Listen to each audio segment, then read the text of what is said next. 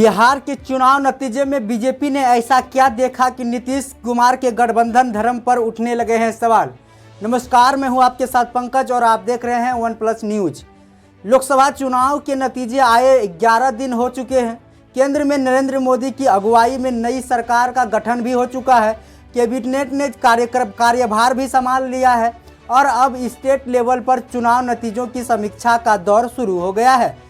गुरुवार को बिहार की राजधानी पटना में भारतीय जनता पार्टी बीजेपी की स्टेट यूनिट ने चुनाव नतीजों की समीक्षा के लिए बैठक बुलाई थी। बैठक में लोकसभा और विधानसभा क्षेत्रों के विस्तारकों को बुलाया गया था और उनकी राय ली गई थी। इस बैठक में वह सीट फोकस में थी जहां बीजेपी की अगुवाई वाले राष्ट्रीय जनतांत्रिक गठबंधन एनडीए के उम्मीदवार को किस्त का सामना करना पड़ रहा था। बैठक के बाद अब यह सवाल उठ रहे हैं कि बिहार में एनडीए का भविष्य और स्वरूप कैसा होगा। सवाल महागठबंधन धर्म पर भी उठने लगे हैं। मगध और भोजपुर क्षेत्र की 6 सीटों पर एनडीए के उम्मीदवार चुनाव हार गए। लोकसभा चुनाव के 7वें और अंतिम चरण में बिहार की 8 सीटों पर 1 जून को वोट डाले गए थे।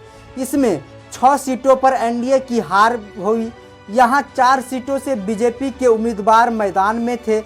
आरा, बक्सर, पाटलिपुत्र और सासाराम बीजेपी की समीक्षा बैठक में पार्टी के विधानसभा और लोकसभा क्षेत्र के उम्मीदवारों को ट्रांसफर नहीं होने की बात कही। प्रचारकों ने सहयोगी दलों के वोट ट्रांसफर नहीं होने की बात कही और साथ ही यह भी जोर दिया विशेषज्ञ जेडीयू का वोट बेस लव कुश यानी कुर्मी, कोयरी, कुशवाहा वोट बैंक ही रहा है। इन वर्गों के वोट को लेकर नीतीश कुमार की ओर से उंगली उठी तो बचाव में राष्ट्रीय लोक मोर्चा आरएलएम के मुख्य उपेंद्र कुशवाहा भी खुलकर उतर आए हैं। जिन सीटों में एनडीए उम्मीदवार हारे हैं, खुद उपेंद्र कुशवाहा की सीट काराकाट भी उनमें शामिल है।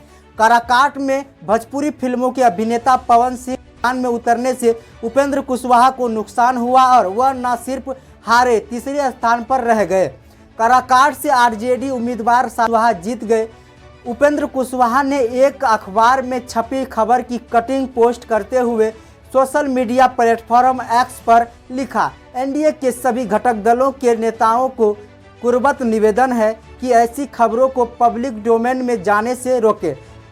इस तरह की खबरें आपस में कटुता बढ़ा सकती है, आरोप प्रत्यारोप की स्थिति को जन्म दे सकती है। चुनाव परिणाम की समीक्षा जरूरी है, लेकिन यह एनडीए का आंतरिक मामला है। भले ही वह नीतीश कुमार की ओर इशारा लगे, लेकिन बात बढ़ी तो उसकी जद में उपेंद्र कुशवाहा के साथ बिहार बीजेपी अध्यक्ष सम्राट चौधरी भी आ जाएंगे। उपेंद्र कुशवाहा और सम्राट चौधरी दोनों खुद भी उसी कोयरी बिरादरी से आते हैं जो जेडीयू के लवकुश समीकरण का कुश है। एक पहलू ये भी है कि नीतीश कुमार की अगुवाई वाली जेडीयू को भी 2019 के मुकाबले 4 सीटों का नुकसान हुआ था। पिछले चुनाव में 16 सीट जीतने वाली पार्टी इस बार 12 सीट ही जीत सकी है। बीजेपी अगर जेडीयू के वोट ट्रांसफर को बेस बनाकर नीतीश को घेरती है तो बिहार में सरकार की अगुवाई कर रही पार्टी के पास भी काउंटर अटैक का आधार है।